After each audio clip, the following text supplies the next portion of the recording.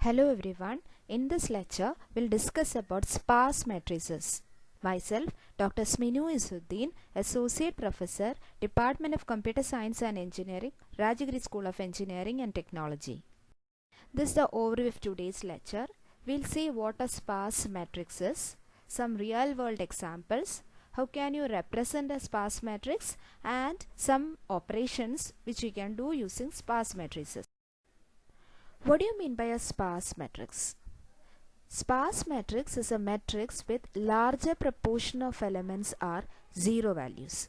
That is, if you have a matrix with more zero values than non-zero values, then it is called a sparse matrix. Okay, so if you represent this matrix in the normal two-dimensional form, then it causes lot of wastage of space. For example, let us consider a matrix, a 100 by 100 integer matrix with only 10 non-zero elements. Remaining elements are all zeros.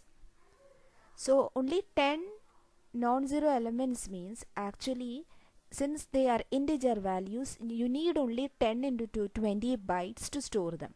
But we are wasting 100 by 100 into 2, that is 20,000 bytes to store such a matrix. And again, if you want to access any element, you need to make 1000 scan to access these 10 non-zero elements. We can find many real-world applications where these sparse matrices are used. They are used for solving partial differential equations. And again, they are used for creating web page metrics. Now, web page metrics means assume that all the web pages in the internet, say you are numbering it from 1, 2, 3, etc. That is, if there are n web pages, let us number the web pages from 1, 2, 3, 4, etc. n. And I'm going to represent the information in the form of a matrix. I'm going to represent it as a n by n matrix, where n represent the number of web pages. Now, how I fill entry into this matrix is like, if there is, I'll count the number of links from page I to page j, and that will form an entry in my matrix wij or webij. So every entry, every ith j entry in my matrix will represent the number of links from page I to page j. So if I form such a matrix, then I'll call it as a web page matrix. Now it's having many applications. One application is stated here. You can do that in web analysis to find authority pages. Say authority pages means if you want to find out the pages that has many links to it. How can you find? You just take a row and add the values. You will get the authority page. You will get the count for every page. Now, if you visualize such a web page matrix, it is an example for a sparse matrix, because the number of entries, the number of non-zero entries will be very less.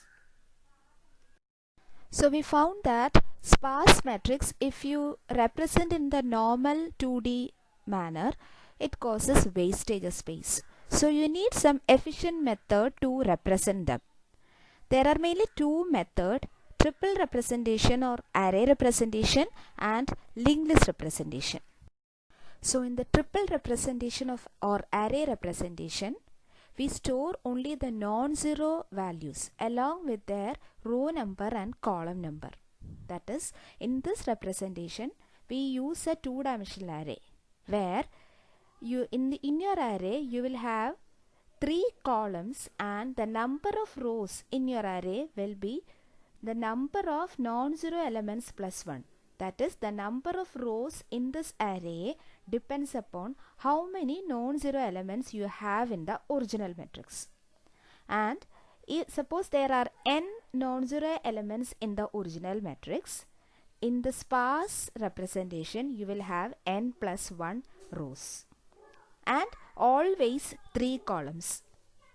Okay, and the first row we will dedicate to store some index values. That is, if you take the first row, first column in the first row stores the total number of rows in the original matrix. Second column in the first row represent the total columns in the original matrix, and third column in the first row represent the total non-zero values in the original matrix. And the remaining rows, that is remaining n rows where there are n non-zero elements in the original matrix, we'll dedicate one row for every or each and every non-zero element. That is, if you take one row, if you take any row, first column represent the row index of the non-zero element, second column represent the column index in the original matrix, and the third column represent the value, the original non-zero value itself. That is, first row, that is if you take a row, the first column will represent the row number, second column represent the column number, and third column represent the value, the non-zero value in the original matrix. It will be more clear when we see the example in the next slide. Consider the 5 by 4 matrix A given with only 4 non-zero elements. Now in the right side, matrix S represents the sparse form of matrix A. Now the first row, that is 0th row in matrix S, it represents the index. So the first or the 0th column in the 0th row, or the first entry, that represents the total number of rows in the original matrix, which is 5. And first column in the 0th row represents the total number of columns in the original matrix, which is 4. And second column in the 0th row represent the total number of non-zero elements in the original matrix, which is 4. Now there are 4 more rows. Each row is dedicated to each non-zero element. Now when you look at the original matrix A, the first non-zero element is 5. It is located in row 0, column 0. So that is why the row 1, first row, not 0th row, first row is dedicated to a non-zero element 5. So the first column in the first row is first 0th column in the first row is 0, because that represents the total number of rows. Then the first column in the first row is 0, because that represents the column number of non-zero element 5. And the last column in the first row represent 5, because that is the non-zero element 5 itself. Like that, the next non-zero element is 2, which is in row 0, column 3. That forms the second row, or second row, index 2, row 2 entry in the matrix S. Then the next non-zero element is 1, which is in row 1, column 3. And the last non-zero element is 3, which is in row 3, column 1. Next is a linked list representation. So here also we'll store only the non-zero elements along with their row and column index. And we represent it as a singly linked list where each node consists of 4 fields: the row number of the non-zero element, the column index, the value of the non-zero element, and the address to the next node. Since linked list representation is not familiar to you, we will discuss this topic in detail later. This is an example of a 4 by 5 sparse matrix with 6 non-zero elements. So we can see that it is represented as a singly linked list with 6 nodes, where each node represent the row index, the column index, the value, and the address to the next node. Even though we have two representation, in this lecture we will concentrate only on the array representation. This is a function to convert a given matrix to its sparse form. Now in line number 4, we are storing the total number of rows and total number of columns in the original matrix.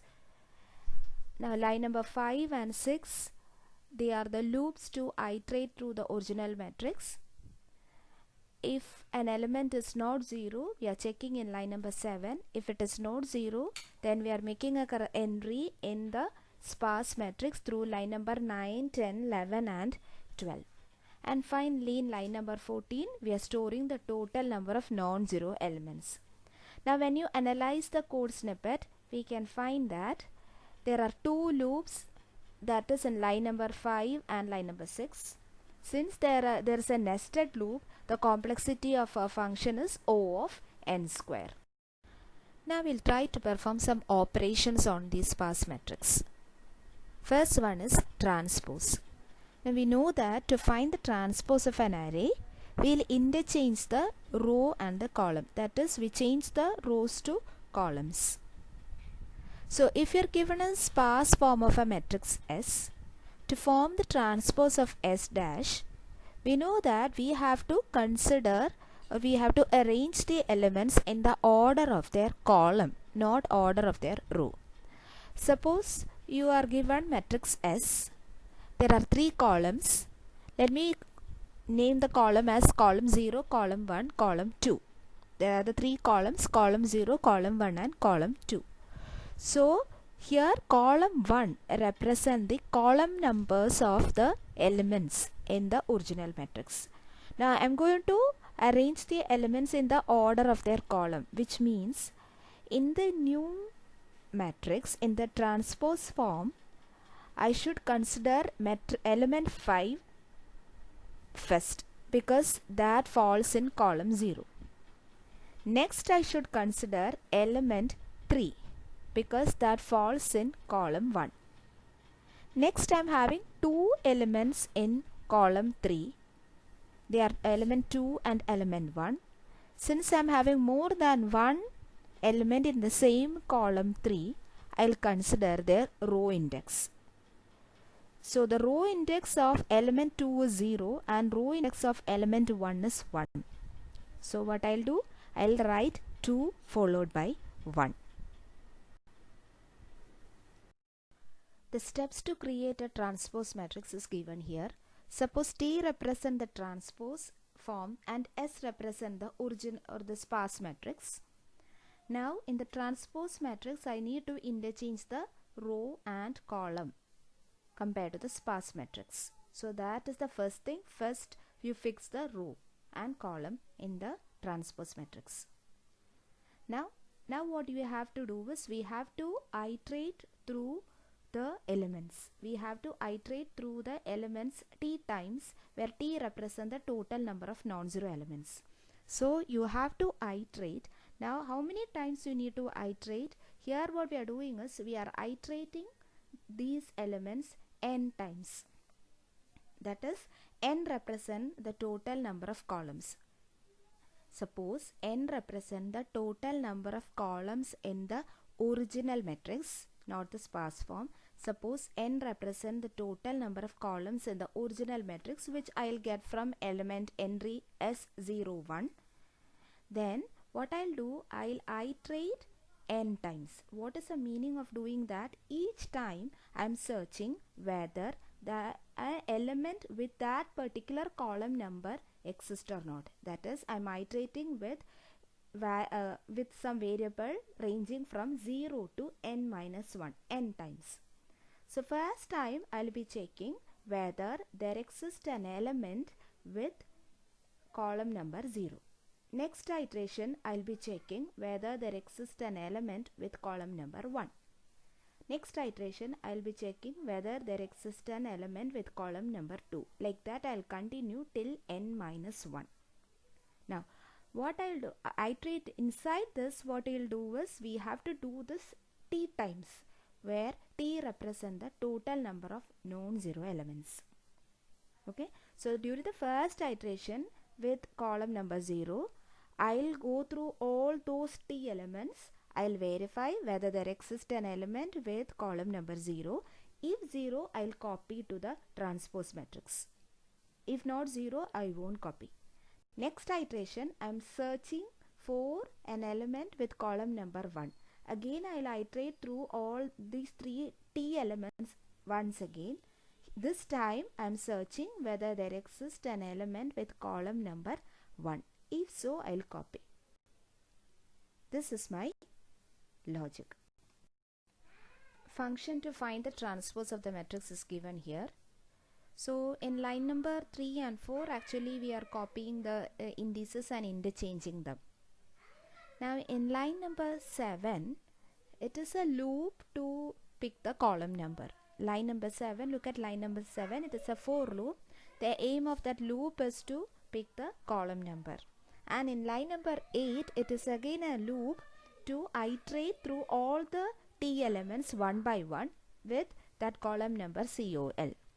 So what you are doing is whether you are checking whether there exists an element with that particular column number COL. That checking we are doing in line number 9, that in if condition we are checking that. And if I find a match, then I'll copy the elements to my transpose matrix, but I'll change the row index and the column index. This I'll continue. So when you just go through this algorithm, we can find that there is a nested loop, the outer loop running n times, the inner loop running t times. Okay, so the complexity of the algorithm is O of nt. So in the worst case, what happens is suppose there are many non-zero elements, suppose all the elements are non-zero, that is a worst case complexity. So in that case, what happens, the total number of non-zero element t will be m into n, or the worst case complexity of this function is O of mn square. Next is addition operation. So you have to add two sparse matrices. Now given here are two matrices, two 4 by 4 matrices. It is written in a somewhat a sparse form, but by eliminating the first row or the 0th row where we'll store the index value. So here the matrix is written in the form where the 0th row is eliminated and all the non-zero elements are only written. Okay, so in the first matrix I'm having 5 non-zero elements. In the second matrix also I'm having 5 non-zero elements. Now to add these two matrices, the logic is we'll compare the row number. If the row number is matching, in the first case the row number, both the row numbers are 1. If the row number is matching, then I'll compare the column number. The column number, here the column number is different. Column number of the first matrix, the first entry is 2 and the second entry is 3. So which means 2 is less than 3. So I'll copy that entry which is 10. I'll copy that entry to the resultant matrix. So the first row in my resultant matrix will be 1, 2, 10 copied from the matrix 1. I'll advance to the next row in the first matrix because I already copied, but I will remain in the same row in the second matrix, which means I'm still in the first row. Now I'll continue the process, which means I'll be comparing the row number and the column number. Row number is same, column number of the element in the first matrix is 4, but the column number of the element in the second matrix is 3. 3 is lesser than 4, so I'll copy the entry from the second matrix to the resultant, which means I'll copy 1, 3, 8 to the resultant. I'll advance to the next row in the second matrix. Now both the matrices are pointing to the second row in the both the matrices. Okay, now we will compare the row number is 1, then the other side column row number is 2. One is row number itself is different, so what I'll do, I'll copy the smallest row number entry, that is I'll copy 1, 4, 12 to the resultant. I'll advance to the next level in the first matrix. So now we are in the third row in the first matrix, but we're still in the second row in the second matrix. Now I'll compare 3 and row numbers, that is 3 and 2. 2 is smaller. 2, which is the row number in the second matrix, is smaller. So I'll copy, they are different, and the entry in the second matrix is smaller. So I'll copy that entry, that is 2, 4, 23 to the resultant. I'll advance to the next row in the second matrix, that is I'm in the third row. So I'm in the third row in both the matrix 1 and matrix 2. Now again I'll continue the process. I'll compare the row number. Row number is 3. Second matrix also row number is 3. I'll check the column number. Column number is also 3. 3, 3 both are same. So which means we will add. We will add the entries 9 and 5. Resultant is 14. So again then I'll write to the resultant matrix. Now you have in the resultant matrix I'll have the entry 3, 3, 14. Since I copied, I'll advance the row in both the matrices. Now we are in the fourth row in the first matrix, we are in the fourth row in the second matrix. Again I can find that the row number and column number, they are matching. So I'll add the entries. I'll add 15 and 20, I'll get 35. I'll make that entry to the resultant matrix. So the entry will be 4, 1, 35. I'll advance to the next row in both the matrices because we copied from both the matrices. So now we are in the fifth row in both the matrices. I'll compare the row and column. Again all they are same. We will add and the entry is 37. This is how you perform addition. So to summarize the steps to perform sparse matrix addition, actually we'll iterate through the elements in both the matrices. We'll compare their index, and if their indices are same, then we will add and make an entry to the resultant matrix. But if their indices are different, then actually what we are doing is we are trying to find out which element will come first in the row when we represent them in the row major form, and that particular entry we are copying to the resultant matrix. Now we'll do this process until there exists element in both the matrices.